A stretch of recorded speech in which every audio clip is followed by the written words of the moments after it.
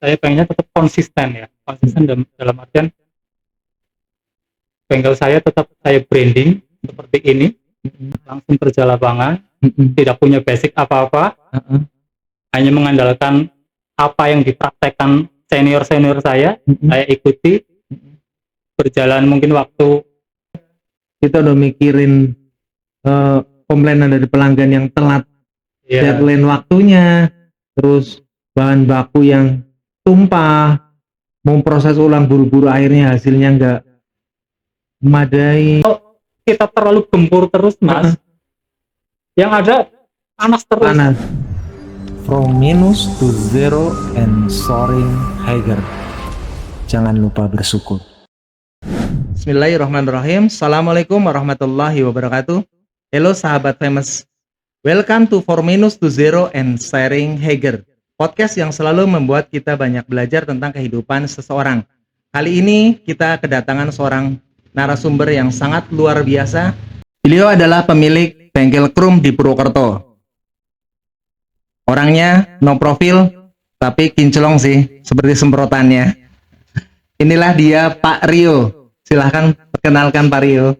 Halo Sobat Famous, perkenalkan nama saya Rio. Saya pemilik dari Rio Krum Polish atau yang lebih dikenal dengan sebutan RCP.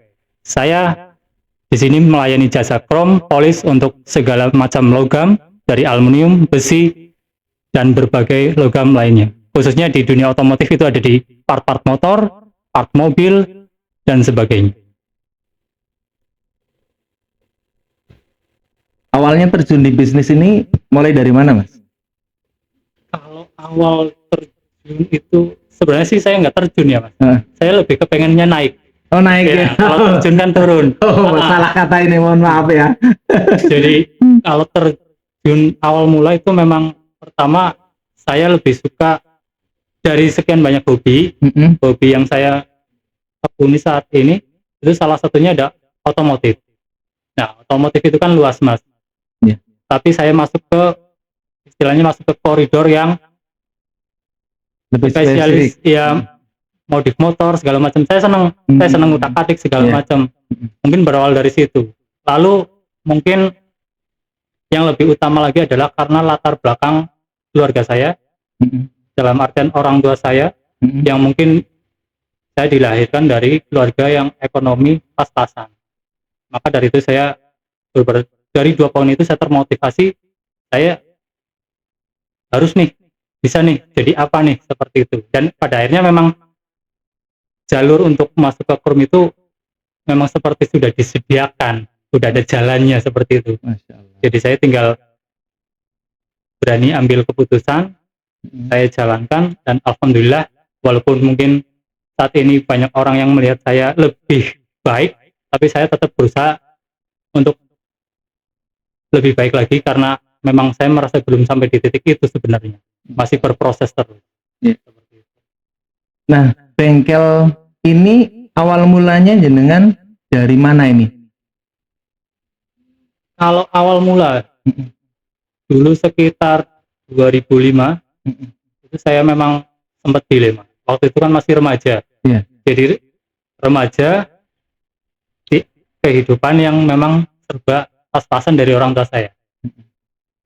Saya pengen punya motor segala macam, saya harus cari alternatif karena saya tidak mungkin mengandalkan dari orang tua yang memang kondisinya memang secara ekonomi ya hanya untuk sehari 2 hari setiap hari untuk bekerja kayak gitu, untuk pendapatan untuk yang lebih mendapatkan lebih itu nggak bisa. Waktu itu saya putuskan, kebetulan di kompleks saya itu memang ada bengkel Krum sebelumnya. Jadi saya putuskan untuk masuk ke dunia kerja itu lebih cepat.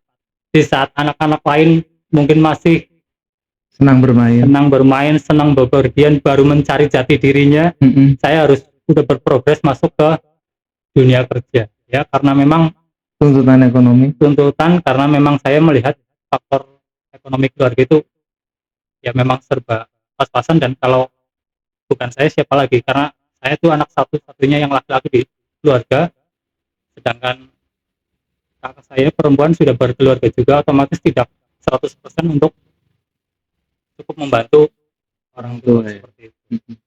Tapi di balik keniatan itu juga dilandasi hobi juga sih ya. Hobi ya, memang ada beberapa pilihan waktu itu untuk saya memilih bekerja, tapi memang karena cenderung itu dari hobi, kemudian akses juga yang saya secara waktu itu belum punya kendaraan, otomatis untuk mencari pekerjaan ke tempat yang mungkin jauh, saya kan butuh transportasi juga.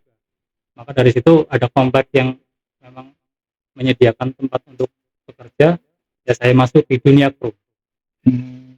Saya baru masih nol masuk di dunia kru, itu masih nol. Dari anak remaja yang tidak tahu apa-apa, saya coba masuk, saya pelajari.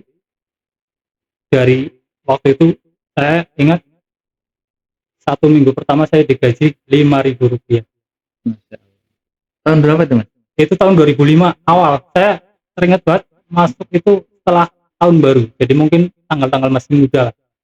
Berarti keahlian Anda, Pak Rio ini keahliannya itu bukan dari belajar ke suatu instansi atau praktek kerja gitu, ini langsung kerja lapangan. Langsung kerja lapangan, tidak punya basic apa-apa, hanya mengandalkan apa yang dipraktekkan senior-senior saya ikuti. Berjalan mungkin waktu hanya 2 tahun saat itu, saya langsung istilahnya diloncat. Jadi di situ kan ada beberapa tingkatan yang seharusnya kalau masuk ke tahapan itu saya minimumnya ada 5 tahun untuk masuk ke bidang yang bagian kru itu. Gitu. Iya, kan ada tingkatannya. Tapi saya langsung diloncat. Oh, tingkatannya apa aja itu dalam? Jadi kalau di kru kan ada basic ya. Basic itu kan kayak membersihkan cat, segala macam kotoran. Ngelupas. Iya, ngerok cat. Terus ada kayak pengamplasan yang kasar. Kayak tukang cat persis itu metodenya. Sampai yang titik paling tinggi itu kan main di kimia. Dan itu memang harus pertama main feeling aja sih. Kalau orang yang udah paham kimia itu nggak perlu takaran. Iya, takaran, malah kadang takaran itu bisa mengecoh. Tapi diperlukan feeling juga. Nah, itu yang kebanyakan senior saya sampai bapak-bapak punya anak 2 segala macam belum sampai tahap itu. Tapi waktu itu saya baru diangkat untuk ditaruh di tempat itu, ya saya optimalkan apa yang saya bisa. Berarti sampai sekarang pun jenengan bikin krum itu semua hanya ilmu kira-kira gitu ya? Nggak ada. Untuk kira-kira tidak, saya tetap ada acuan dasar. Oh, ada acuan dasarnya. Iya, acuan dasar yang memang harus menjaga kualitas segala macam. Saya ada. Cuma feeling itu digunakan ketika kita menghadapi situasi. Jadi kalau di krum itu kan kompleks banget permasalahan kimia. Kimia kan itu sesuatu yang tidak bisa dibohongi. Takarannya harus tepat. Tapi kalau ketika kita dihadapkan dengan situasi problem dan tumpahan terlalu banyak itu. Jadi di krum itu kan ada kayak istilah kalau lapisan nggak lengket segala macam, itu kan harus dicari sumbernya dari mana. Apa dari pengerjaan olesnya atau pencuciannya ketika masuk pencelupan, atau memang takaran kimianya yang sudah down. Seperti itu. Nah, itu dari situ feeling harus dilatih. Kita harus nemuin di mana letak permasalahannya, arus listriknya segala macam. Kalau untuk kalau untuk takaran memang ada standarnya ya, ada. Bahkan nyari di Google banyak untuk bikin racikan krom segala macam. Cuma untuk ketika kita menghadapi situasi ada masanya problem itu, jadi problemnya krom kan itu dari ngelupas, terus ngangkat segala macam, terus lapisan tidak rata, itu banyak banget. Itu harus benar-benar kita detail jabarkan satu persatu dari depan sampai belakang mana yang punya masalah, seperti itu. Itu feeling diperlukan banget. Nah, kembali lagi ke cerita yang tadi, saya langsung diangkat ke bagian itu. Basic saya memang benar-benar dari nol. Alhamdulillah jalan 2 tahun saya pegang. Tapi senior saya waktu itu kan total karyawan sekitar ada 8. 8 itu ada 4 bagian, jadi diisi 2-2. Di bagian saya 2, cuma saya didampingi orang yang memang ahli. Iya. Hanya jalan 1 tahun. Orang itu udah keluar. Jenengan jadi orang pertama. Iya, selanjutnya saya udah nggak ada pendamping. Bahkan untuk didampingi pun siapa? Karena nggak ada lagi. Nggak ada lagi. Harusnya malah saya cari pendamping untuk. Kalau owner gimana? Kalau owner jadi ya, Owner di bengkel tersebut. jadi gini, owner saya memang benar-benar katakanlah bos, karena dia nggak turun langsung ke lapangan setiap hari. Iya. Dia hanya memantau pendapatan, pengecekan berkala, mungkin perkakas segala macam. Tapi untuk terjun langsung seperti saya sekarang ini, saya belum pernah, selama itu belum pernah bareng-bareng kerja gitu. Iya. Jadi waktu itu ketika saya diangkat, lalu saya ditinggal partner saya yang senior saya, Iya. udah dari situ mau nggak mau saya harus menyelesaikan masalah itu sendiri. Saya konsultasi ke bos misalnya, paling bos hanya bisa mengadakan misalnya belanjaan barang-barang atau bahan-bahan yang baru. Siapa tahu dengan itu solusinya terpecahkan. Tapi sulit untuk menemukan problem yang sesungguhnya tanpa harus kita mendatangkan alat atau bahan baru. Tipsnya nih Mas, buat kaula muda dan Kenzi nih yang kepengennya instan, tanpa step langsung naik ke jenengan, pasti kan jenengan punya step by step nih untuk melewati itu semuanya. Dari step 1 sampai step 5 itu kan jenengan langsung dilewatin. Itu jenengan tetap kerjakan kan? Step by step itu? Tetap, nggak ada yang terlewat Mas. Nggak ada yang terlewat? Iya. Nah, biar orang-orang itu butuh berapa tahun, tapi dengan jenengan itu begitu cepat untuk sampai tingkat kelima. Itu caranya gimana itu? Boleh dikasih tahu nggak? Kalau dari sudut pandang bos dulu ya, kita bicara sudut pandang bos, mungkin salah satu yang termuda adalah saya waktu itu. Mungkin dia lihat progres untuk jangka panjangnya. Oh gitu. Jadi ketika usia yang lebih muda ditaruh di depan lebih awal, mungkin jangka panjangnya kan dia udah matang. Ketika apa yang lain udah mulai pada ya yang kayak tadi partnernya udah senior udah keluar seperti itu ya, memang dari strategi bosnya mungkin. Kalau untuk saya sendiri, saya hanya fokus bekerja, apa yang diperintahkan atasan ya saya kerjakan, berusaha tidak melanggar dan tetap menjaga kualitas apa yang ditargetkan di bengkel tersebut. Seperti itu sih. Dan kebetulan memang saat itu ya selain saya salah satu yang termuda, saya satu-satunya anak muda yang belum berkeluarga di saat tim saya itu waktu dulu itu di era 2005. Tapi seiring berjalannya waktu saya hanya bertahan itu 5 tahun di situ. 5 tahun. Seharusnya itu masa-masa mas saya di situ ya. Cuma justru malah bengkelnya yang tutup karena suatu hal. Masya Allah. Qadarullah ya. Ya, kurang lebih itu 2010 berarti. Jadi ketika saya lagi top perform ya, kita bicara top perform di sini, kerja lagi bagus-bagusnya, malah bengkelnya yang tutup. Nah, senior saya ya udah, karena mereka udah berkeluarga, udah punya skill lain itu ya dengan mudahnya mereka cari kerjaan. Ya walaupun cari kerjaan mungkin ada yang sesuai dengan faknya ya. Tukang bangunan ada, mungkin jadi sales marketing ada. Terus dengan saya sendiri, saya hanya punya bekal ya krom itu tadi. Dari situ saya sempat down juga sih, bengkel tutup. Jadi jangka 2 tahun itu saya memang udah merasakan bengkel mau tutup. 2 tahun terakhir sebelum itu sudah mulai bergejolak. Nah dari situ saya lebih tekun untuk mempelajari itu, karena itu ilmu yang nanti akan saya ambil dari sini. Dari bengkel tutup itu kan saya nggak mungkin dapat pesangon segala macam, ya kan? Hanya ilmu yang bisa saya ambil, yaitu. Dulu modal buka bengkel ini berarti tanpa modal ya? Tanpa modal, mungkin boleh dibilang bukan dari nol lagi, malah dari minus. Dari minus. Bukannya jadi, dalam masa kerja itu dapat gaji? Nah itu. Oh gajinya kecil di awal ya? Di awal saya ingat banget itu, saya luruskan itu 5.000 per hari ya. Dalam 6 hari kerja itu berarti kan dapat 30.000. Itu di 5. Heeh. Kemungkinan saat itu ya saya nggak tahu, mungkin untuk yang senior berapa lah ya, tapi udah di atas, mungkin di atas 50.000 saat itu. Saat itu. Iya. Gapnya jauh ya. Jauh karena ada 5.000. 5 tingkatan. Tingkat kedua, ketiga pasti di bawahnya. Apalagi di situ ada sistem yang bahwa senior itu tidak akan terlampaui oleh junior soal gaji.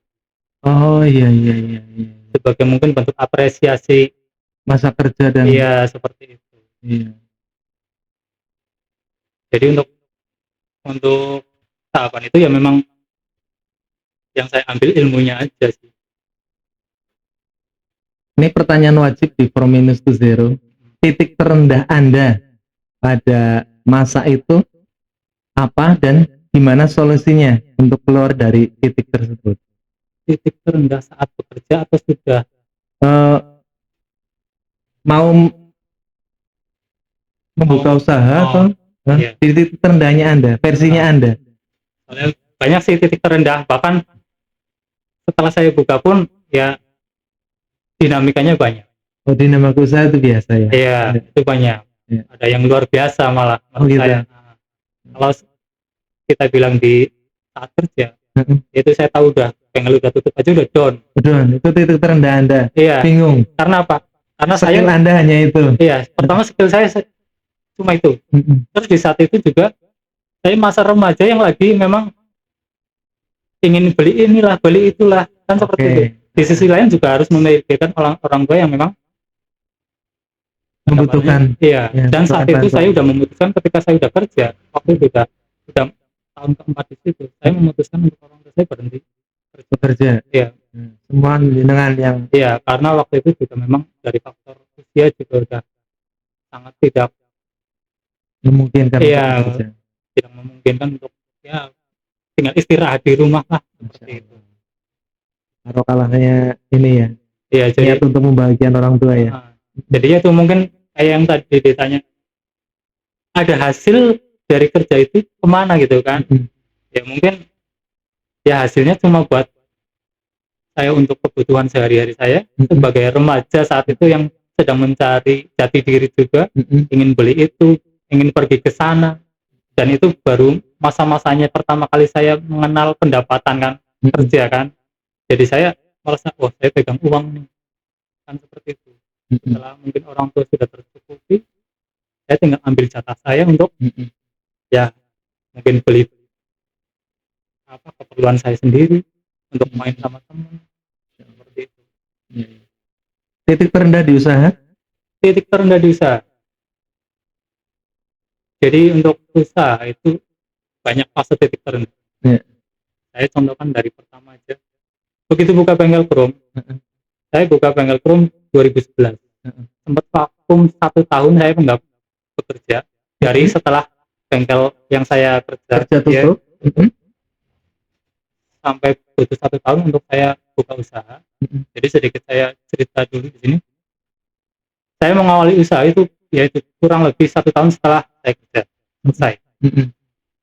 Bukan dari nol tapi dari minus. Saya menganggur. Dari berangkat dari pengangguran. Pengangguran. Orang tua saya yakin tidak ada modal, walaupun ada modal saya tetap nggak berani untuk meminta. Iya. Sedangkan saya juga lihat niatnya hanya membantu malah mau merepotkan ya. Iya. Dan saya lihat diri sendiri, saya hanya punya kemampuan dalam bidang kru. Mau nggak mau, saya harus cari cara. Waktu itu saya hubungi saudara saya yang saya anggap mampu. Sampai saudara terjauh waktu itu, yang memang nggak ada kontak segala macam. Saya datangi sama bapak saya. Hanya untuk meminta pertolongan. Bahkan bukan hanya modal, saya sekaligus tidak tanggung-tanggung untuk minta pertolongan, itu tidak tanggung-tanggung, memang minta tempat, minta dimodalkan juga. Di lokasi sekarang beda. Kalau lokasi sekarang lokasi sendiri. Jadi ada saudara jauh, itu silsilahnya aja jauh. Tapi dari segi ekonomi saya mandang beliau ya mampu dan baik hati. Ya, dan mungkin terbuka hatinya untuk membantu. Masya Allah. Dan dari situ saya datang sama bapak saya, bercerita panjang lebar segala macam. Pada akhirnya mereka satu keluarga mau membantu dan menyediakan tempat. Dari situ udah langsung tenang. Tenang. Ya. Ah, Ada tempat usaha, tempat berkarya ya, iya, menyalurkan hobi. betul. Nah, dari situ karena kita namanya usaha, walaupun kita sama saudara, kan ada istilah sedulur wonge duitnya wis dulur, kan seperti itu. Orang Iya. Jawa bilang kan seperti itu. Jadi memang ada perjanjian tertulis waktu itu. Jadi karena saya sudah pakai tempat, sudah dimodalin waktu itu, perjanjian tertulisnya memang bagi hasil seperti pada umumnya orang usaha bersama. Ya. Namun jalan 1 tahun saya nggak ada pemasukan sama sekali. Bahkan untuk dari Berkot ke tempat saya itu di Karangpucung, itu naik motor Fisker, berapa biaya bensin untuk setiap harinya. Salah satu motor yang makan bahan bakarnya kan lumayan. Itu menjadi suatu yang apa ya, kerasa banget. Karena istilah orang Jawa kan sedang babat alas ya. Walaupun saya memang dulu kerja di Krum, saya punya kenalan banyak relasi bos saya, pelanggannya. Iya. Tapi tidak mudah untuk membawa mereka datang ke tempat saya. Karena ada gap 1 tahun itu. Ya. Pelanggan kosongan ya. Udah punya pelanggan baru ya. Iya, pelanggan itu udah lari ke tempat lain. Iya. Seperti itu. Kurang lebih 7 bulan pertama. Saya benar-benar tidak ada pemasukan, hanya datang, duduk, ya udah pulang sore. Sedangkan itu bentuknya kerjasama ya. Iya. Enak sama yang menanam modal.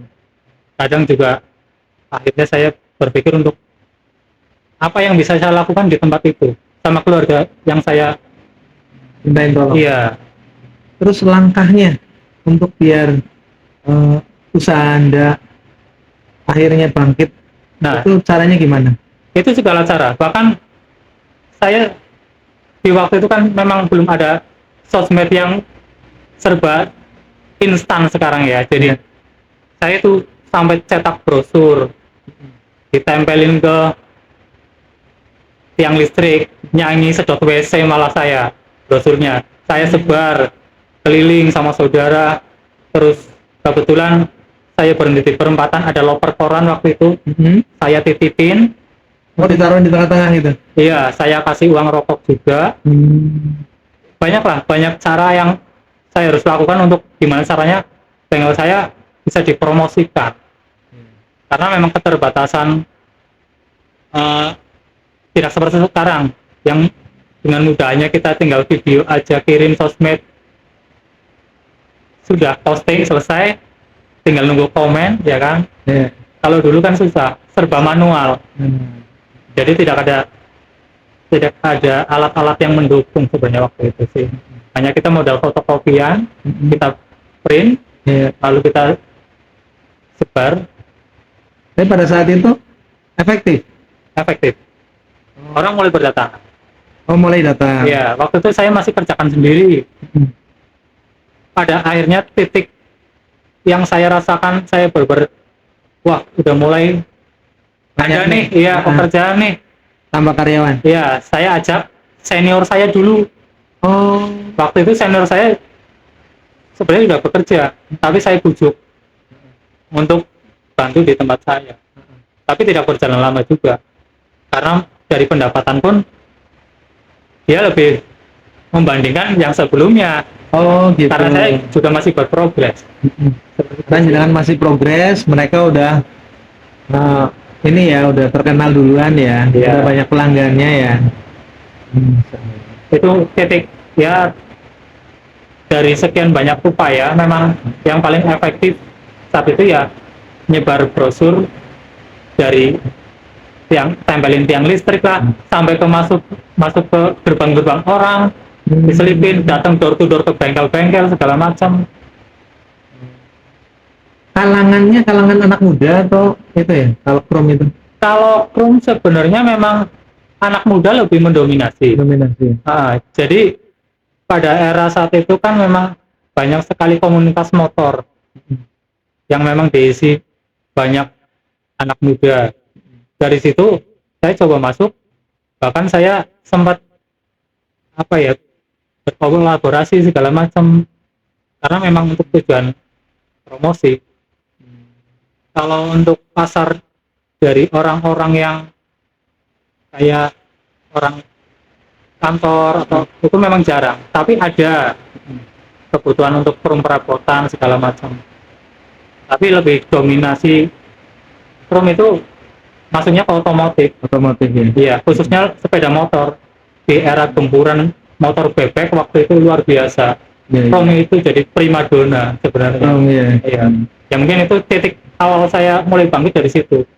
Banyak komunitas motor, dan alhamdulillah sampai hari ini karena saya berangkat dari hobi menekuni dunia Chrome ini, saya itu bersyukur bukan hanya sekedar saya mungkin hidup lebih baik, tapi bersyukur saya lebih dekat, bahkan lebih kenal, bahkan sekarang jadi teman dengan orang-orang yang di bidangnya, di dunia otomotif tersebut. Dari para senior-senior, suhu-suhunya, custom motor, segala macam, orang-orang event-event motor. Alhamdulillah adalah beberapa dari mereka yang mengenal saya pun mengenal balik. Karena awalnya mereka masuk ke tempat saya sebagai pelanggan customer. Seperti itu. Dan untuk bengkel itu sebenarnya circle-nya itu aja sih, Mas. Oh, itu aja ya. Iya, jadi misalnya datang ke tempat saya, masuk. Katanya ini, Mas, suruh ke sini. Ya udah. Dari situ udah ketemu nih. Linknya siapa aja. Bahkan kalau ada satu event, nggak usah event nasional, event lokal aja di Gor Satria, kalau saya datang, ya udah ketemu ini. Itu poin yang sangat menurut saya lebih berharga sih daripada sekedar dapat hasil setelah kita bekerja itu, karena kita nambah pertemanan, dan pertemanan itu dalam satu bidang yang sama, hobi yang sama. Luar biasa itu ternyata ya. Buat ajang silaturahmi aja sih. Ya, silaturahmi benar-benar nyata, membawa rezeki, membawa perkenalan, membawa saudara ya. Mungkin kalau saya nggak masuk ke dunia Chrome, atau mungkin katakanlah saya punya usaha lain saat ini, walaupun usaha saya lebih sukses, tapi jauh dari otomotif, mungkin saya tetap jadi orang asing buat orang-orang yang dikenal sekarang. Benar. Saya kepengen dekat ke sana susah. Mas. Iya, aksesnya susah. Seperti itu. Kalau di sini jenengan nyaman dengan hobi, nyaman dengan komunitasnya ya. Iya. Bahkan saya awal mula beli motor itu yang motor impian saya kan waktu itu eranya Fish Air. Saya beli dari hasil kerja itu. Saya beli. Saya sempat diajak beberapa komunitas motor untuk masuk. Tapi saya berusaha netral karena saya memang punya pekerjaan yang memang harus mengakomodir semua komunitas. Iya. Jadi kalau saya tidak masuk salah satu ntar bisnis Anda ini ya. Dan alhamdulillah malah semua komunitas itu kenal semua kan, jadi hubungannya juga baik juga. Seperti itu sih. Tapi Fish Air juga sekarang malah dari harga belinya lebih tinggi dari ini sekarang kan. Betul. Dan saya alhamdulillah istilahnya motor pawitan ya, kalau bahasa Jawa ya, itu masih ada sampai sekarang. Cuma memang udah bentuknya udah beda, karena ya kembali lagi saya udah menemukan dunia saya di otomotif, dan saya udah berpenghasilan, otomatis saya lebih bisa berekspresi, menumpahkan segala apa yang di otak saya untuk kreativitas saya untuk dimodifikasi itu. Ya saya kolaborasi dengan teman-teman saya, bengkel cat, bengkel custom, segala macam. Ayo kerja bareng, kita tukar tenaga lah istilahnya, untuk bangun sebuah mimpi saya nih. Saya pengen punya motor modif nih, dan alhamdulillah saya Fish Air yang pertama kali dulu saya beli dari hasil pertama kali saya kerja masih tersimpan sampai sekarang, dan kalau ada beberapa event pun masih ikut serta untuk event juga sebagai bentuk dari media promosi. Promosi yang Anda lakukan dulu itu kan nyebar brosur nih. Ada era sekarang kan dunia digital udah marak banget nih. Terus apa sih langkah-langkahnya dengan efektif nggak dunia digital di Anda? Terus apa namanya, promosi di offline-nya juga apa ya saat ini? Kalau promosi offline itu saya sekarang lebih ke masuk ke sponsor-sponsor Oh, sponsor sale. untuk kegiatan-kegiatan. Seperti Jadi apa itu? Olahraga atau apa? ya kebetulan saya juga suka sepak bola Oh, alhamdulillah. dan saya mensupport beberapa tim di wilayah saya, Heeh. ya tim Tarkam seperti Iya, itulah. heeh. Alhamdulillah saya masuk jadi bagian mereka Masya Allah. dengan logo RCP tentunya, Iya, RCP ya. ya karena memang branding itu diperlukan Perlukan sekali. ya. Terus kalau ada event motor pun, kalau memang ada peluang masuk, saya masuk sebagai sponsorship juga, walaupun bukan sponsor utama, setidaknya saya mendukung lah, apalagi itu kan digerakkan oleh teman-teman sendiri juga. Jadi ada beberapa, saya sempat ikut masuk mensupport balap motor road race, terus uh, untuk event perkontesan segala macam. Terus untuk di dunia olahraga ya ada sepak bola, saya Oh, support. kontes juga ngikut ya? Iya, kontes malah justru nomor 1. Oh, Saya Masya support Allah. nomor 1. Kalau ada event kontes lokal, Heeh. saya pasti mengutamakan masuk untuk terlibat di dalamnya seperti itu. Saya kerja karena saya berangkat dari kerja juga ya. Heeh. Yang semua rasa saya dapatkan dari bos, Heeh. ya kan? Iya. Saya digaji berapa saya rasakan, saya diperlakukan baik saya rasakan, Iya. saya mendapat perlakuan kurang baik bila saya salah saya pun rasakan. Heeh. Jadi ketika saya sudah punya usaha, bahkan usaha ini kan sama bidangnya, itu saya jangan sampai tidak memanusiakan karyawan. Bahkan sampai saat ini saya tidak menyebut karyawan, rekan kerja. Iya. Bahkan rekan kerja saya itu kan senior saya, Mas. Yang dulu dari Bengal. Senior saya waktu itu saya masih SMP, masih main sepeda, beliau udah kerja di situ. Sekarang saya ajak masuk RCP untuk iya, nemenin Untuk sama-sama menjadi bagian dari RCP ya. Udah senior dia malah sebenarnya. Makanya saya berusaha, ada kalanya kita tertekan oleh pekerjaan, dalam artian kita harus cepat waktu untuk diselesaikan. Tapi saya harus mempertimbangkan juga dia punya keluarga yang harus bagi waktu. Iya, saat sore atau mungkin bisanya cuma malam hari, kan kita nggak tahu. Kalau kita paksa lembur 1 jam aja saya nggak pernah, kecuali memang itu dalam kondisi mendesak. Saya pernah sampai malam memang. Tapi kalau untuk yang istilahnya tidak ada tekanan, saya nggak ngoyo, ayo selesaikan hari ini. Walaupun hari itu jenengan banyak, iya, customer tetap ya.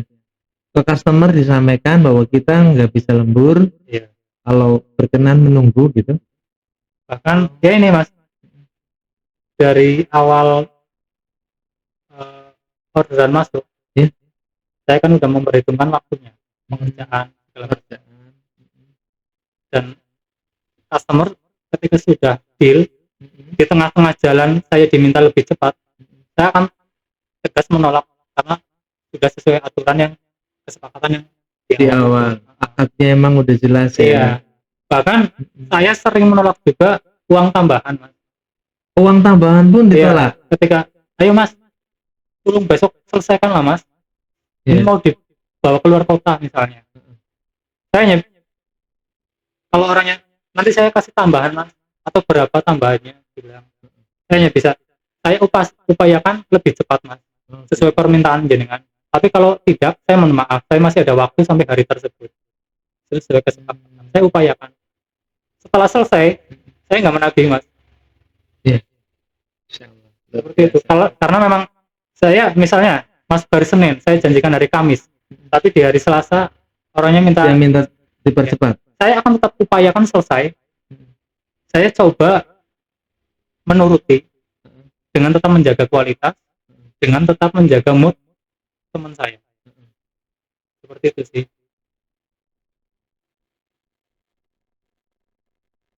dalam masa usaha jenengan ini pernah nggak sih ngerasa capek, lelah gitu? Karena ada fasenya, Mas. Yaitu Cara mengobatinya gimana untuk cara tetap mengobati. semangat? Jadi gini, Mas, saya itu udah pedoman saya buka jam 8 pagi, tutup jam 4 sore. Tapi ketika adzan asar, saya udah prepare untuk berkemas untuk pulang. Bahkan ketika teman kerja saya lagi masih lanjut kerja, saya bilang untuk berhenti untuk selesaikan besok. Seperti itu. Jadi untuk mengatasi kejenuhan itu kan kita kembali ke keluarga. Di situ ada istri, ada anak, seperti itu kan. Itu sebenarnya itu obat yang paling ampuh itu untuk rasa jenuh, untuk membuang keluh kesah kita itu sebenarnya keluarga. Bukan kita pergi ketemu teman-teman yang hanya nanti ujung-ujungnya hanya jadi pendengar, tapi ketika kita pulang mereka akan Menterawakan kita. Seperti itu. Jadi lebih baik kalau saya mengatasi jenuh itu setelah saya pulang kerja, saya nggak pergi kemana untuk hilangin penat. Iya, tapi saya pulang, saya ketemu anak saya, ketemu istri saya, hanya sekedar ya main sama mereka aja sih di rumah, nggak pernah pergi malah. Seperti itu. Sebagian orang kan mereka kalau penat, capek gitu kan, mereka nongkrong dengan orang, teman gitu kan ya.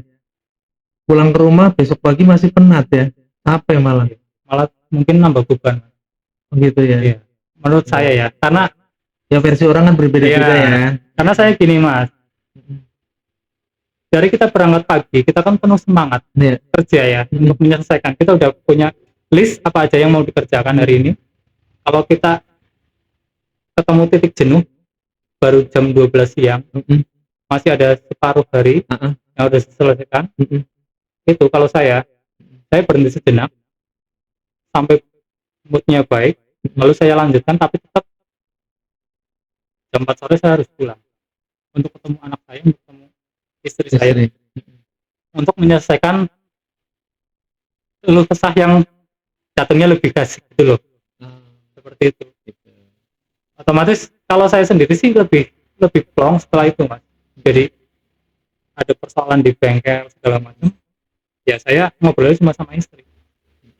Bahkan teman yang saya anggap dekat atau saudara atau apa, saya nggak pernah keluh kesah. Yang adanya saya bercanda. Mungkin saudara-saudara saya menganggap, atau teman-teman saya itu ya orang yang selera humornya tinggi dan nggak punya masalah. Iya mungkin ya. Karena bisa jenengan nggak pernah cerita masalahnya jenengan. Nggak pernah. Kalaupun cerita saya itu kemas dalam versi bercanda segala macam. Bahkan story WA saya tidak pernah mengumpat, saya tidak pernah mengeluh kesahkan, apapun kondisinya, saya selalu buat humor aja sih. Sampai promo saya pun saya bikin lucu-lucuan aja sih, Mas. Paling keluh kesah ya tuh, saya kalau udah cerita ke istri udah selesai sebenarnya permasalahan, Mas. Bagi waktunya nih, Mas, antara kerjaan dan keluarga. Bagi waktu. Kembali lagi ke yang tadi. Jam 8 sampai 4 sore saya bekerja.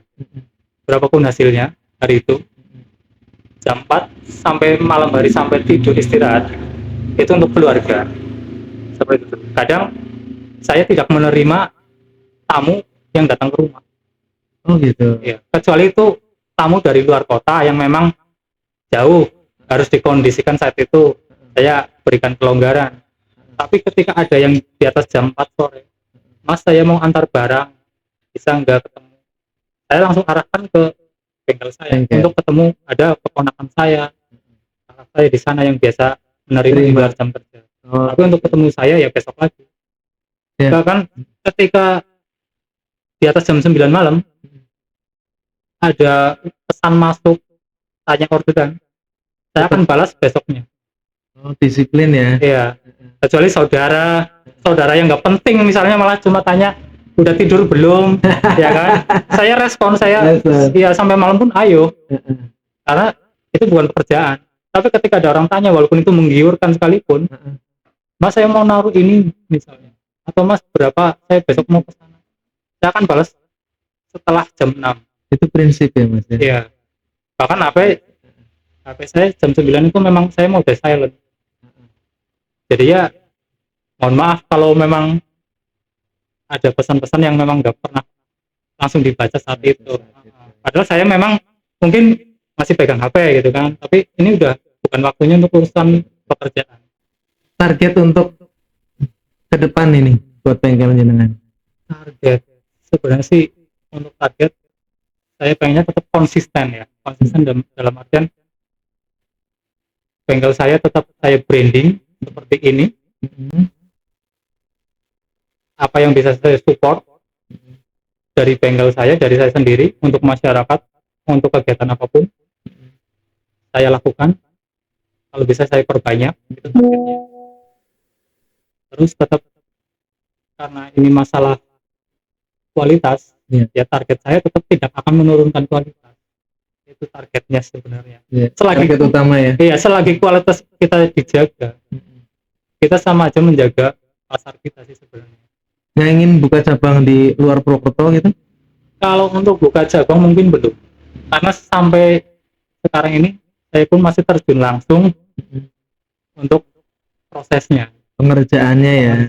ya. Jadi kalau mungkin buka cabang walaupun masih satu kota dua tempat, itu mungkin malah saya lebih repot ya. Iya, bagi waktunya, karena saya harus turun langsung di situ. Saya harus memastikan apa yang teman saya kerjakan itu keluar dengan kemasan yang terbaik, seperti itu. Apalagi ini kan memang Chrome dan Poles yang dituntut adalah hasil ya, kualitas. Iya. Ada nggak sih dari luar Purwokerto? Banyak ya? Kalau luar kota banyak ya? Luar pulau bahkan saya nggak tahu jauhan mana ya. Saya pernah beberapa kali dari NTT. Oh, NTT juga sampai? Iya, Batam, Lampung. Untuk kilometernya saya kurang paham jauhan mana ya. Luar pulau itu. Dan yang alhamdulillah mungkin saya rasa saya dipercaya orang yang tidak pernah saya kenal. Mereka kan dari luar pulau, yang benar-benar tidak tahu di mana titik bengkel saya orang yang seperti apa. Hanya sebatas komunikasi lewat telepon. Mereka siap kirim barangnya, kirim uangnya, transferannya sampai selesai. Di depan itu? Iya. Ada pengalaman saya baru hanya ngobrol semalam sama orang itu, kurang lebih jam 8 sampai jam 9, obrolan itu singkat. Tujuan orang itu mau nge-perm 1 unit motor. Langsung seketika deal, minta alamat, prepare beberapa hari dikirim, dan saya rasa memang aturan dari mungkin dari pelabuhan atau apa, motor yang berpindah pulau harus disertakan surat lengkap. Surat lengkap ya. Motornya dibawakan, suratnya dibawakan, dan saya dibayar lunas waktu itu. Waktu itu nilainya nggak tanggung-tanggung, 10 juta. Masya Allah. Di tahun berapa itu? Kalau saya mohon maaf, kalau saya orang yang nggak amanah, ya kan? Surat-surat ada, dapat uang, ya kan? Tapi kan saya nggak seperti itu. Bahkan saya pastikan satu baut pun saya usahakan nggak akan ketinggalan di tempat saya. Seperti itu, saya kembalikan lagi. Seperti itu. Ya itu mungkin dari situ kepercayaan orang membuat saya sendiri lebih merasa percaya diri saya menerima orderan dari luar. Orang lain percaya kepada saya, ya saya akan lebih percaya lagi. Iya, memaksimalkan dengan hal positif kepercayaan mereka. Kalau untuk luar pulau ya paling daerah-daerah seperti itu. Berarti intinya dengan bisnis seperti ini buka cabang itu nggak perlu ya. Yang penting fokus dengan kualitas. Iya, makanya targetnya ya saya target tetap menjaga kualitas. Untuk berapa tahun itu kurang lebih saya buka dari 2011. Oh, alhamdulillah ya. Sampai saat ini 2025. Terus berapa sulitnya tuh untuk membangun sebuah bengkel? Apakah kesulitannya karena modal? Modal kan udah terjawab tadi. Iya, kalau sulit memang sulit ya, karena kembali lagi pekerjaan ini kan dituntut kualitas. Kualitas artinya kita harus membuat konsumen percaya bahwa kita mengeluarkan hasil yang terbaik. Jadi untuk proses sampai kita RCP ini terbentuk dan berjalan, itu lumayan ya apa ya, boleh dibilang kita harus tekun, telaten, sulitnya dapat, tapi alhamdulillah kepuasannya juga dapat. Iya. Jadi sulitnya di mana? Sulitnya pertama itu kita harus menjaga kualitas. Setiap barang yang datang itu dengan kondisi yang beragam. Bukan hanya barangnya, tapi orangnya juga beragam karakter. Dari orang yang istilahnya kepenakan, tidak bicara nominal. Dari orang yang mungkin uang 5.000 aja ditawar, ya lama negosiasinya berhari-hari. Beragam karakter. Itu mungkin sulitnya itu untuk menghadapi barang datang dengan karakter orangnya. Karakter barangnya udah kita ketahuan cara kerjanya mau seperti apa, tapi karakter orangnya pun harus kita pelajari juga. Seperti itu. Saya nggak menggurui, ini tips saya pribadi. Jadi kalau masalah harga itu jangan diungkapkan di awal. Kalau mereka menanya harga, sampaikan kualitas. Prosesnya seperti apa, dari liku-likunya membuat itu seperti apa, susahnya seperti apa, hasilnya, kualitasnya yang menentukan harga.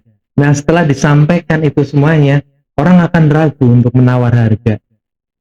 Itu dari saya. Terima kasih. Jadi konsumen beragam, Mas. Karakter beragam. Selain barang yang kita kerjakan, kita juga harus memahami setiap konsumen yang datang. Selain kita jadi pekerja, kita juga jadi pendengar yang baik untuk konsumen yang mempunyai keluh kesah. Makanya kan RCP ini punya slogan, akhir dari kekusaman hidupmu. Akhir dari kekusaman itu mengkilap jadinya ya? Iya, karena dengan tagline seperti itu, berharap orang-orang mengakhiri kekusaman di RCP. Ya kan, kembali untuk glowing dengan istilah kinclongisasi.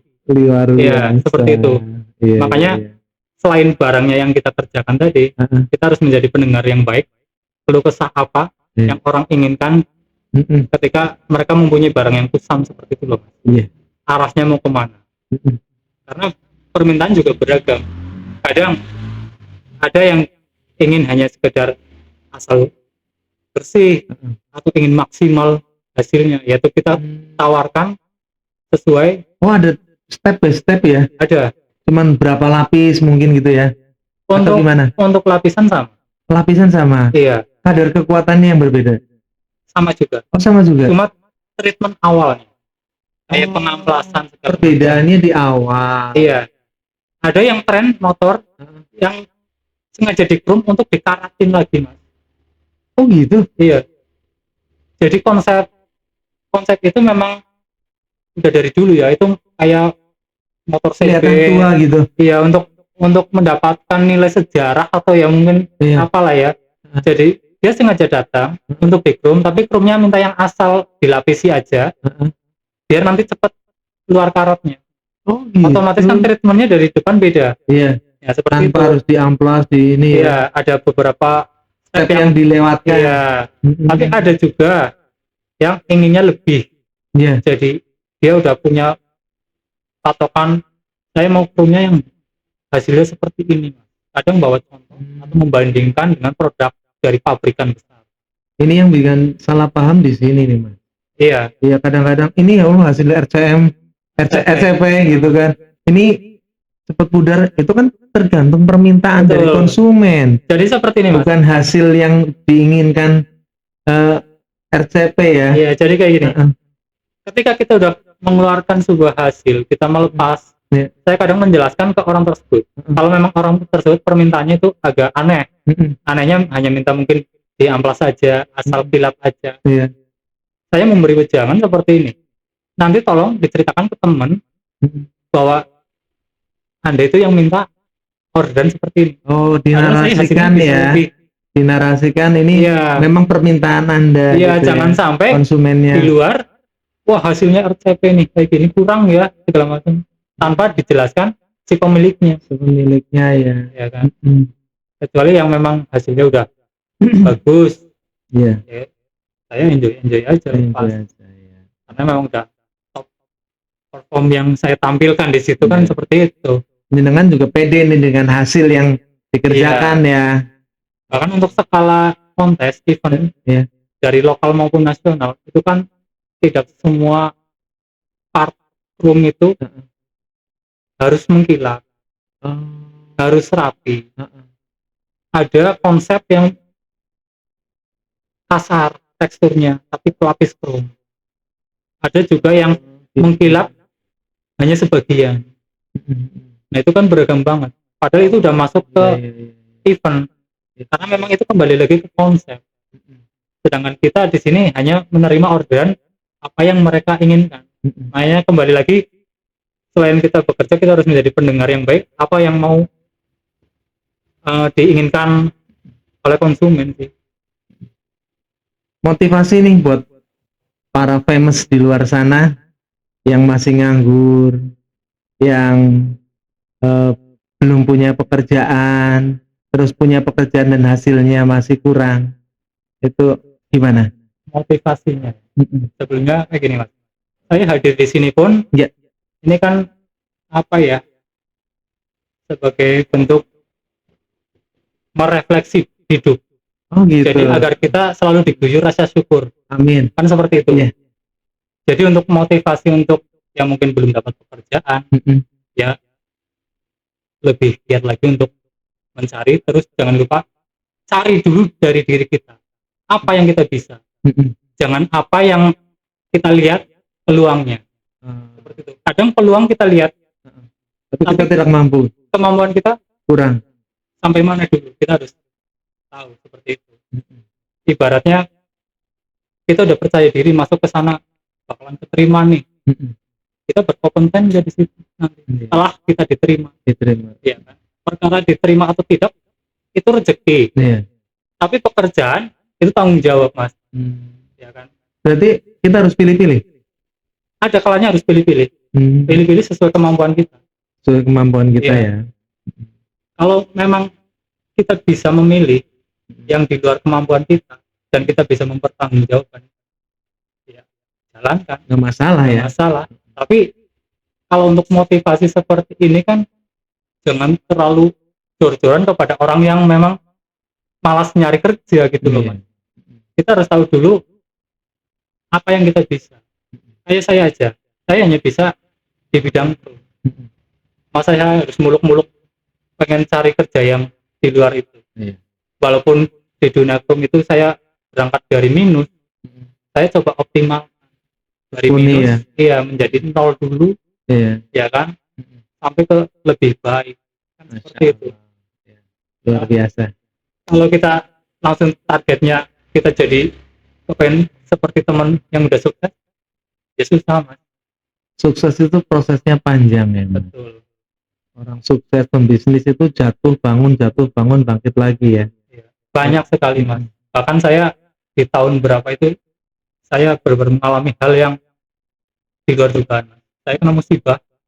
Itu satu bak chrome itu larutan chrome, tumpah. Masya Allah. Di saat orderan lagi banyak-banyaknya. Jadi ya kerugian secara materi ada pasti. Tapi lebih kerugian kepercayaan sih kepada konsumen, kepada pelanggan yang udah saya janjikan segala macam, untuk waktunya segala macam jadi mulur. Karena kita harus meracik yang baru, bahkan untuk membuat larutan chrome yang baru itu pun kita harus eksperimen lagi, tidak langsung jadi seperti gitu, adonan mendoan yang istilahnya kita pun harus cicipi dulu kan. Kurang apa, dites dulu gitu ya. Pengetesan itu lama mas. Kalau yang kita mau kembali ke level yang diinginkan kita, itu lama. Dari obat lama, misalnya obat lama itu ya kayak waktu itu saya kena musibah itu sumpah hampir 800 liter mas. 800 liter itu, ya, oh jenengan tuh punya stok ya? Iya. Dan sisanya itu saya itu nggak kering gitu ya? Enggak ya, itu surutnya kan karena dia jadi lapisan logam di barangnya. Ketika ada ketika kita habis di bawah itu ada endapan ya. Ketika proses elektroplating, aliran listrik, itu cairan tersebut kan nempel jadi logam. Seperti itu. Otomatis surutnya dari situ. Nah, kalau kita tadi bicara ketika kita mengalami hal kayak gitu, kita Iya. harus ngasih ulang. Bisa kita ngasih ulang. Butuh Tapi waktu yang lama itu kembali ke titik iya, yang diinginkan. seperti itu. Jadi di saat kita udah mepet untuk tempo pengerjaan, antrian pelanggan segala macam, kita dihadapkan harus eksperimen, kita keluar modal lagi. Saya pernah ada di titik itu, ya luar biasa Mas. Stres itu ya. Benar. Tapi ya tetap saya konsistennya saatnya pulang saya pulang, pikir besok lagi. Pikir besok lagi lah ya. Iya, karena Iya. kalau kita terlalu gempur terus Mas, yang ada panas terus. Panas. Malah jadi nggak fokus ya. Iya, Kita udah mikirin komplainan dari pelanggan yang telat iya, deadline waktunya, terus bahan baku yang tumpah, mau proses ulang buru-buru, akhirnya hasilnya nggak memadai. Masya Allah. ya itu Berarti kunci dari ini semuanya adalah sabar ya. sabar. Sabar, pulang ke rumah, nikmatin hidup. Betul. Masya Makanya Allah. ada yang bilang nih, kalau yang udah kenal saya ya, saya bengkel itu cuma satu petak rumah karena itu rumah tinggalan orang tua. Dan rumah saya itu jauh lebih luas Mas, 6 kali Daripada lipat, bengkelnya. mungkin 6 kali lipat. Iya. Masya Allah. Ada yang bilang kenapa nggak buka di rumah yang lebih luas, akses mobil segala macam. Saya ada poin 2 Mas. Ya. Pertama itu rumah tinggalan orang tua saya. Ya. Saya di situ tinggal, orang tua saya tinggal ibu saya sendiri. Pusaka ya. Iya. Jadi saya ingin berbagi waktu juga, selain saya bekerja. Iya. Saya sambil jaga ibu saya. Jaga ibu. Setidaknya dari saya berangkat jam 8 sampai jam 4 sore. Iya. Bagi waktu antara ibu dan anak keluarga ya. Walaupun di sebelah rumah itu ada kakak saya sudah berkeluarga. Ya. Tapi kan setidaknya saya setiap hari di situ Mas. Iya. Coba kalau saya di tempat sendiri usahanya. Jarang ketemu akhirnya. Jarang ketemu. Saya tidak tahu kampung halaman saya seperti apa setiap harinya. Karena saya bekerja kan di kampung halaman sendiri, Gitu. kelahiran. Terus kalau saya bikin rumahnya kan beda wilayah. Banyak yang bilang itu, kenapa nggak buka di rumah lebih luas, akses mobil, jalan raya, malah di gang sempit yang pas motor. Ya poinnya itu. Saya sambil bekerja, saya sambil jaga ibu saya. Yang kedua itu, saya ketika pulang ke rumah, saya hanya ketemu sama istri sama anak saya, tidak ketemu dengan pekerjaan lagi di rumah. Bayangkan kalau pekerjaan itu ada di rumah, duduk nongkrong aja lihat pekerjaan. Seperti itu, walaupun kita udah break, udah istirahat, udah cuek lah, tapi pekerjaan di depan mata Mas. Kepikiran terus.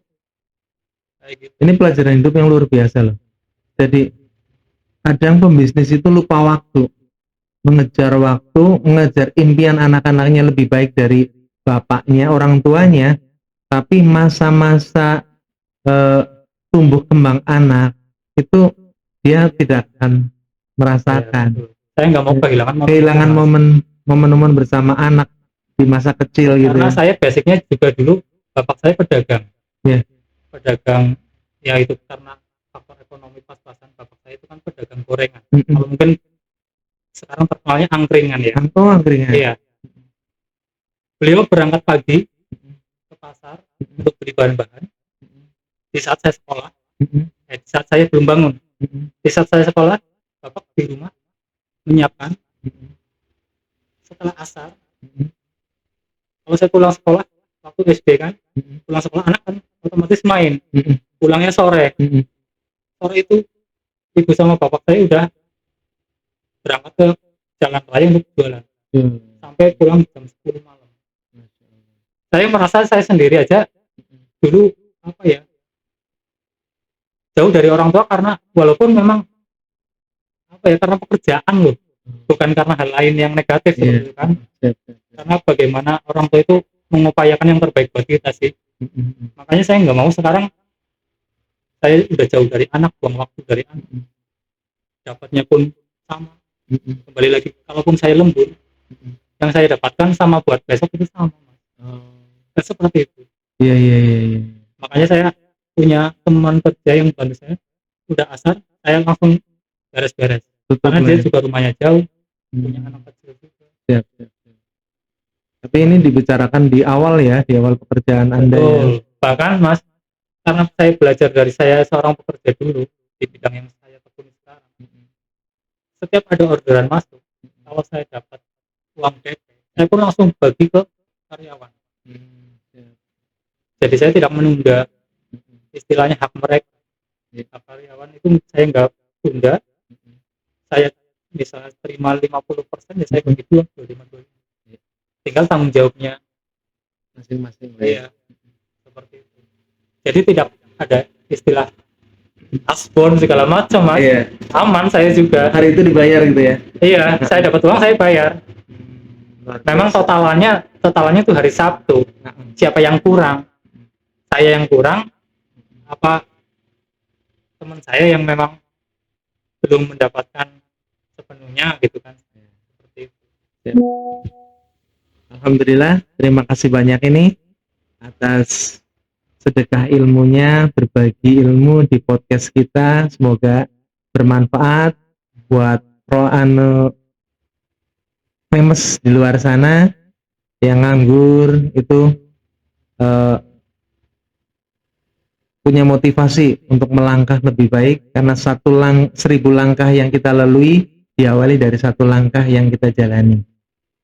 Alhamdulillah, ini pada titik akhirnya, monggo silakan promosikan bengkelnya Mas Rio. Oke, buat teman-teman semua pecinta otomotif dan juga untuk orang-orang yang sedang membutuhkan kinclongisasi, khususnya di logam, besi, aluminium, kuningan segala macam. Saya dari bengkel Rio Krumpolis atau yang lebih dikenal RCP yang berada di Jalan Marta Dirja 3 Berkoh, Purwokerto Selatan. Silakan yang ingin mengakhiri kekusaman barang-barang Anda bisa datang ke tempat saya di jam kerja dari jam 8 sampai jam 4 sore. Bisa hubungi juga di nomor 0812 2727 1116 WhatsApp, di Google Map bisa Anda cari lokasinya Rio Krumpolis, RYO CHROME POLISH. Untuk semua yang ingin menjadi bagian dari RCP pun untuk bekerja sama dengan RCP, berkolaborasi baik kegiatan olahraga, otomotif, atau kegiatan lainnya, komunitas, bisa ngobrol, hubungi, kita sharing bareng apa yang kita perlukan, kita maju bersama. Alhamdulillah, terima kasih banyak Mas Rio. Kali ini kita mendapat pelajaran banyak, alhamdulillah, Masya Allah ya, dari perjalanan merintis karir dari pengangguran, terus kerja, jatuh bangunnya dirasakan oleh beliau, luar biasa banget, tapi tetap semangat, optimis, melakukan dedikasi kerja yang luar biasa. Mereka mengandalkan kualitas, ketepatan waktu, karena kecepatan bukan segalanya, tapi waktu dan kualitas adalah janjinya. Apapun yang kau miliki hari ini adalah takdir terbaikmu. Jangan lupa bersyukur.